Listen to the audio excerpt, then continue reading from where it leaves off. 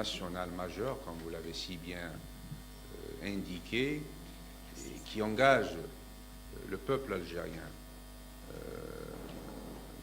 dans son ensemble, pas que les citoyens inscrits sur le fichier électoral, je le redis encore une fois, le peuple algérien dans son ensemble, aussi bien ceux qui sont résidents en Algérie, mais aussi ceux qui résident de par le monde, puisque, alhamdoulilah, notre Constitution accorde une place prépondérante à notre communauté nationale établie à l'étranger.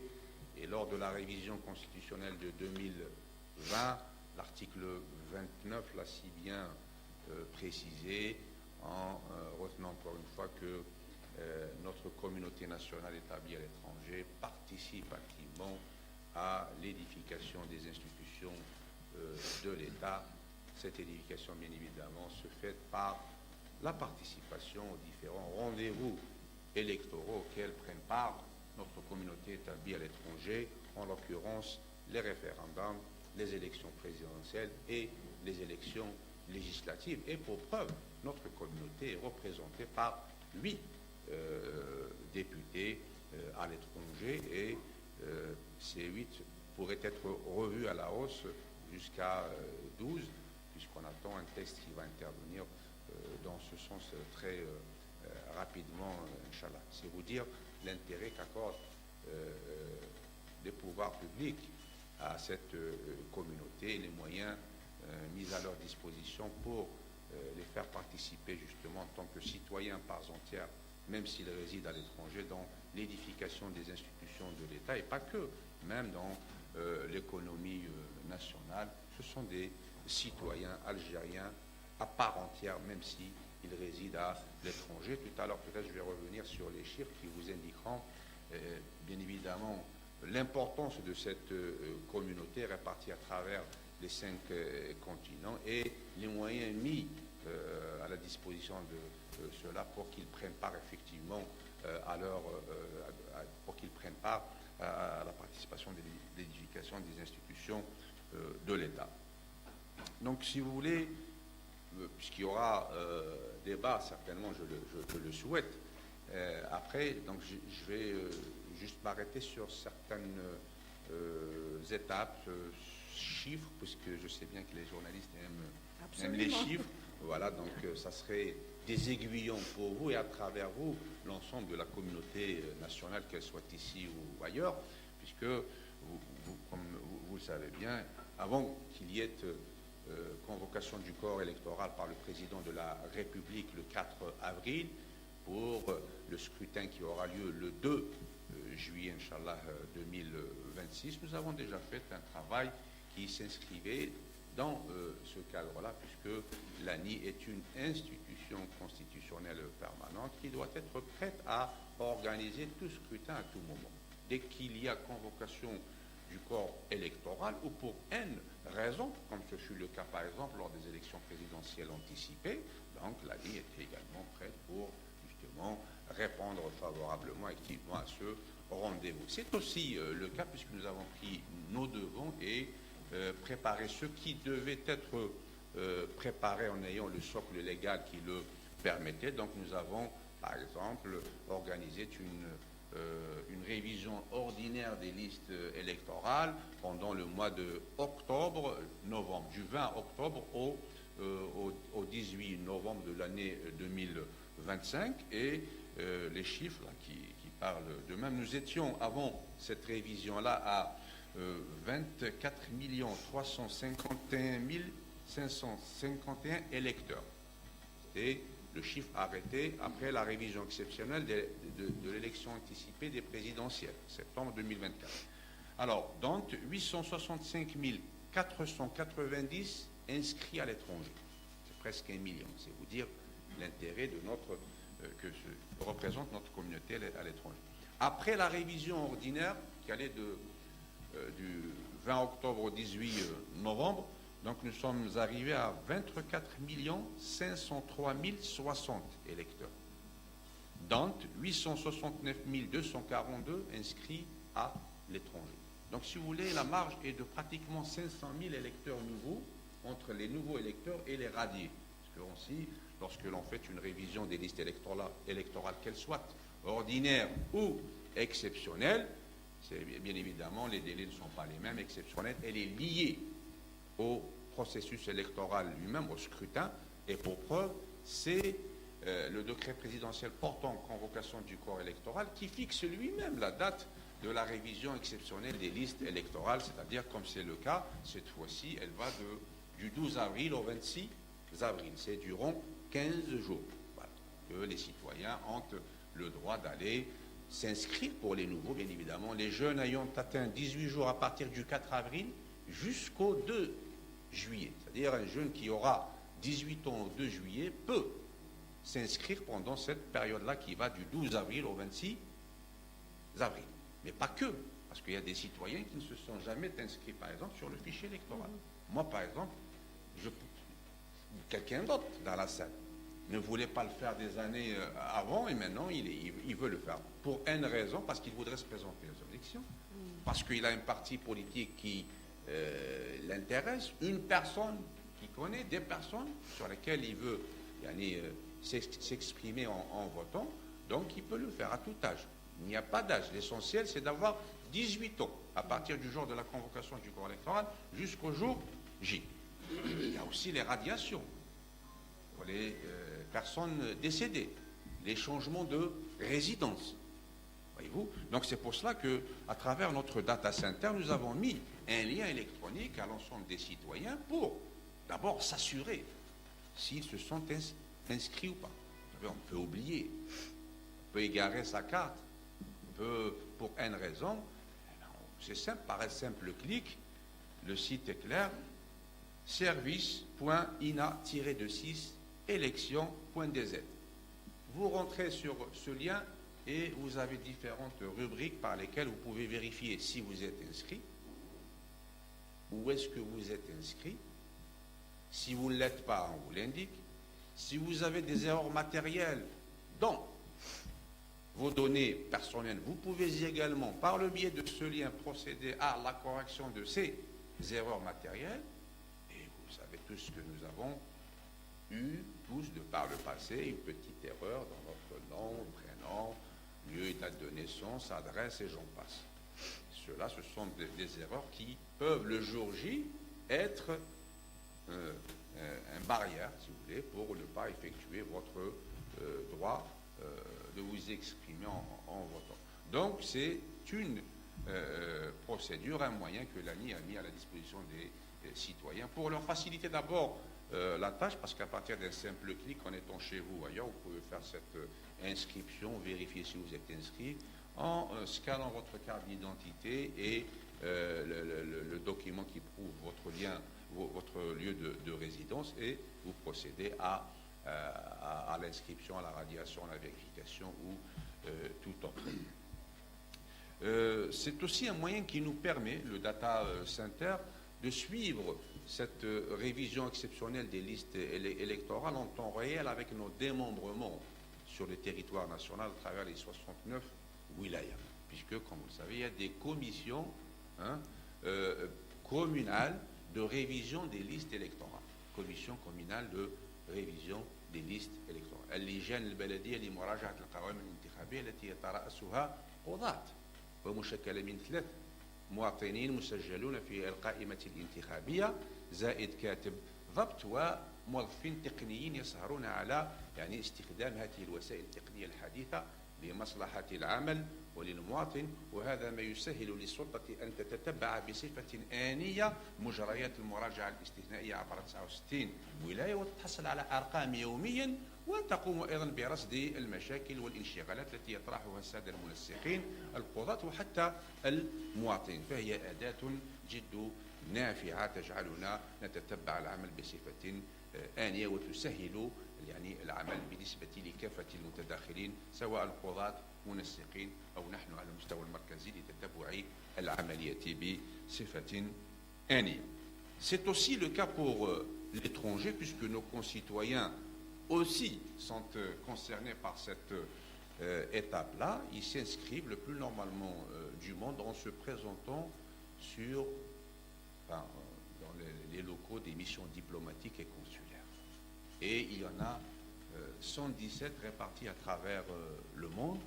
C'est là où nos citoyens, ayant atteint 18 ans, à partir du jour de la convocation du corps électoral jusqu'au jour J, le 2 juillet, pour aller s'inscrire, c'est le cas également, pour la première fois, ou ceux qui ne l'ont jamais fait, ou ceux qui ont changé la résidence, ou ceux qui déclarent une personne décédée, et j'en passe. Ce n'est pas la peine de reprendre sous les mêmes formats et les mêmes conditions. Et l'État met les moyens nécessaires pour cela via nos missions diplomatiques et consulaires. Nous suivons également cette opération au quotidien puisque nous sommes en étroite collaboration avec le ministère des Affaires étrangères et de la communauté nationale établie à l'étranger. Nous établissons des BLQ quotidiennement et nous sommes très attentifs aux soucis de nos concitoyens à l'étranger. Donc, on les pose souvent aux affaires étrangères, au point focal qui travaille avec l'ANI, et nous essayons d'y répondre à chaque fois que c'est nécessaire. C'est une opération, vous diriez, qui est tout à fait ordinaire, et je vous l'accorde, puisque moi-même je le dis souvent. Voilà. Excusez-moi, j'ai toujours un problème avec ma gorge, il faut que je m'humecte un peu le gosier, voilà, pour que vous m'entendiez bien, hein, n'est-ce pas? Merci. Très bien. Merci. Donc, c'est une opération qui se fait le plus normalement du monde. Je dis souvent qu'elle est ordinaire, mais elle est fondamentale. Pourquoi? Parce que, en s'inscrivant, c'est en quelque sorte, on vous délivre l'acte de naissance du citoyen actif. C'est la carte par laquelle vous pouvez aller voter, vous exprimer, qui est un droit constitutionnel. D'accord? Mais pas que. Parce que, à supposer que vous voudriez être, par exemple, candidat, c'est une condition majeure. Il faut que vous soyez inscrit sur les listes électorales. C'est normal. On ne peut pas prétendre être élu à la base, APC, APW, sans être inscrit. À supposer que vous voudriez être, par exemple, parmi ceux ou celles qui travailleraient dans les bureaux et centres de vote, il faudrait que vous soyez inscrit également. À supposer que vous soyez contacté par un parti, que vous soyez un militant d'un parti politique pour que vous soyez un observateur au sein du bureau de vote, qu'il soit fixe ou itinérant, j'y reviendrai tout à l'heure.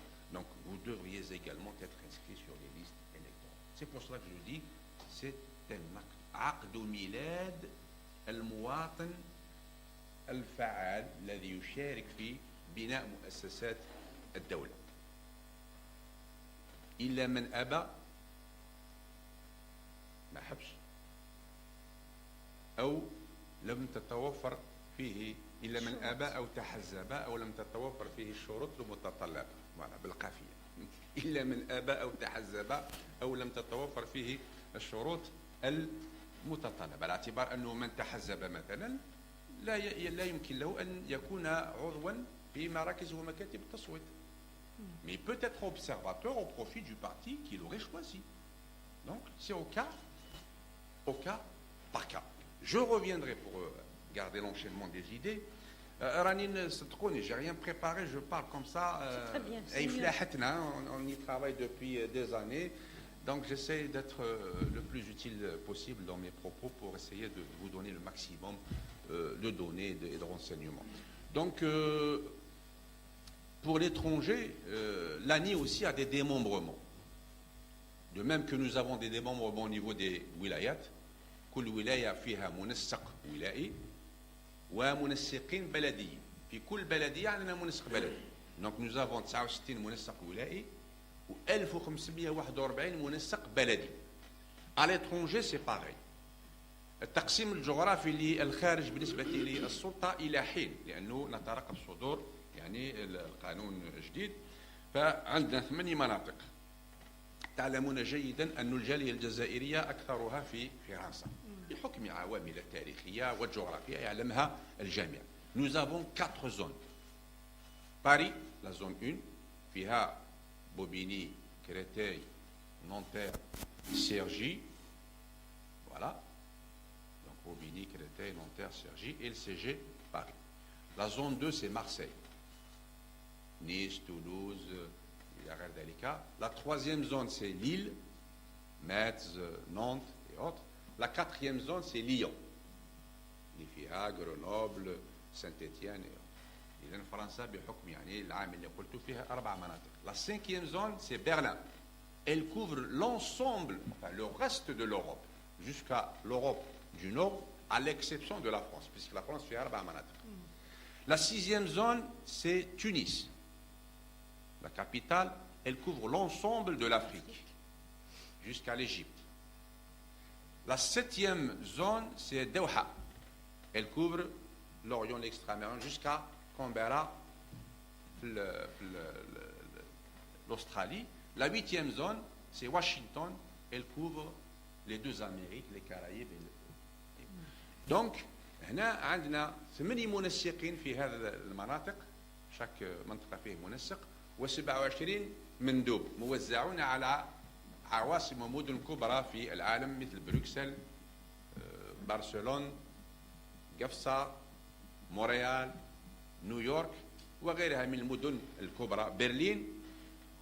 وتم حتى فتح يعني مراكز دبلوماسيه جديده في سان فرانسيسكو مثلا، على اعتبار انه فيه يعني ان كوميونيتي فورت اون الجيري. هذه معطيات استلقيناها من وزاره الخارجيه في اطار التعامل تاعنا يعني والتعاون الدائم ايضا، يعني تسيرنا حتى الفيشي الكترال، على اعتبار انه الدوله الجزائريه بطبيعه الحال تولي اهميه للجاليه نتاعها، وكلما ظهرت فيها عاصمه او مدينه فيها يعني تواجد كثيف للجاليه الا وفتحت فيها سفاره او قنصليه او قنصليه عامه، وبالتالي حتى السلطه تتبع هذه الامور، ونقوم يعني باما تعيين مندوب او منسق بالاتفاق مع وزاره الخارجيه، ويعني القيام بما يجب القيام به من اجل تسجيل هؤلاء المواطنين. مع العلم انه كما تعرفوا في الانتخابات بالنسبه للخارج لاعتبارات عديده تنطلق 5 ايام قبل الاستحقاق، والسادس يوم هو لو 2 جويي، دونك دير الحساب ينطلق 5 ايام زائد السادس اللي هو لو جور جي. Voilà. Donc voici pour notre communauté nationale établie à l'étranger. وهذا العمل يتم بالتنسيق التام مع أعضاء البعثات الدبلوماسية والقنصلية بالخارج، على اعتبار أنه هذا استحقاق يمشي ويصرخ خارج الإقليم الوطني، لأن هذا امتياز إن شئتم تقدمه لنا الدولة المستضيفة، فيجب دائما نحث للسادة المنسقين والمواطنين كي نمشيو أنه يجب أن نكون خير سفير لبلدنا. نعم نصوت بأصواتنا لمؤسساتنا خارج الوطن، ولكن يجب أن نظهر دائما يعني الصورة اللائقة للجزائر ولشعبها وتاريخها. ففي هذه الحالة يعني تقريبا نكونوا كلنا سفراء أثناء هذا الاستحقاق. بالنسبة لي مكاتب التصويت أيضا، مراكز ومكاتب التصويت في 2024 في الانتخابات الرئاسية المسبقة كنا في 62023 مكتب، وبعد المراجعة العادية اللي درناها من 20 أكتوبر إلى 18 نوفمبر جاتنا طلبات جديدة كثيرة، على اعتبار أنه مدة معينة ما درناش ما تلقيناش ولم تدرس على الأقل، درنا حملة تحسيسية مع السادة المنسقين عبر 69 ولاية، وقلنا لهم أنه يجب أن تسعوا لفتح مكاتب ومراكز تصويت جديدة، على اعتبار أن الدولة في السنوات الأخيرة بذلت جهد كبير في إنشاء وبناء يعني des pôles urbains nouveaux en arabe، فهذا يؤدي إلى انتقال السكان انتقالا كثيفا من مكان إلى آخر. وفيه مبدأ عالمي في هذا المجال يقول أنه على دولة أن تقرب الصندوق من من؟ من الناخب. فبالتالي اللي كان أنا كنت ساكن في الجي سونتر ومشيت للتيسالا لازم نكون نفوتي في التيسالا المرجع، ما نرجعش فهمني. دونك ce mouvement-là nous impose un travail technique qui doit se faire sur le fichier électoral et de sensibilisation également à l'endroit des citoyens et des électeurs pour qu'ils se réinscrivent d'abord dans leur lieu de résidence nouveau, mais aussi que nous fassions ce qui doit être fait pour rapprocher au mieux et au plus l'urne du citoyen. C'est très important parce que cela permet aux citoyens d'aller voter, ça l'incite plutôt que de faire l'inverse en se disant tiens, je suis loin de l'endroit où j'ai l'habitude de voter. On n'a pas mis à ma disposition l'endroit qui soit le plus proche de ma résidence nouvelle, donc je n'irai pas voter. Non, c'est le contraire. On doit faire tout ce que l'on doit faire, parce que c'est un droit constitutionnel, le vote, mais aussi rapprocher l'urne du citoyen. C'est un principe universellement connu. Pour ce qui est des bureaux itinérants, le makatib al-mutanaqila, on a 137 maktab répartis dans les régions que vous savez. Pourquoi? Parce que c'est généralement c'est une communauté de nomades. Voyez-vous, les gens ne sont pas stables dans une région, un endroit précis. Donc également, partant de ce principe-là que je venais d'expliquer à l'instant, donc nous devons aller vers les citoyens.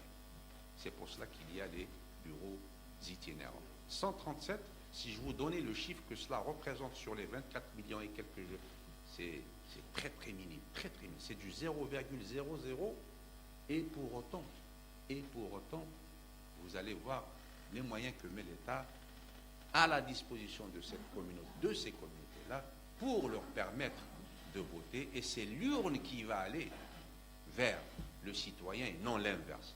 C'est pour cela d'ailleurs que nous avons pris le soin et pensé faire une formation à l'endroit des étudiants ou à Illizi.